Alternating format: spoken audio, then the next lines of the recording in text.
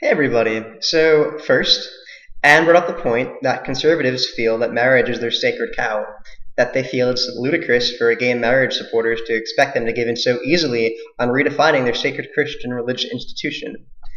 I couldn't disagree more. This isn't 14th century Europe where the church grants you marriages. This is the 21st century in the US. And honestly, we have two things here called separation of church and state and the free market. Conservatives don't somehow own the institution of marriage, and they'd better move out of the way and understand this fact. Second, I'd like to raise a point that hasn't really been considered. The left especially loves to fight for gay rights, which is great, but what about equal rights for, say, polygamists? What about for people who, I don't know, want to marry their house? Don't these people deserve rights too? Which brings me to the point I'd like to make.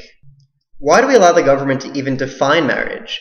In fact, why don't we get the government out of marriage entirely? Now, of course, that would be next to impossible. Government grants marriage licenses, which are tied to your taxes, your driver's license, to government programs, to benefits, and so on and so forth. And when did this happen? When we began adopting this idea in this country that government is the answer to every single problem we have, which is complete bullshit and a totally unfounded, unprincipled philosophy based on nothing more than what seems easiest in the moment. When government gets involved, these tricky moral dilemmas surface. Point, Obamacare, and end-of-life care. Ultimately, social change is more possible when government just gets out of the way. And so my main point is that if liberals would stop going to the state for solutions and instead supported reducing the amount of government involvement in our lives, maybe we'd have a much easier time as a country progressing forward. Instead, we have these chains of government literally holding us back from moving forward.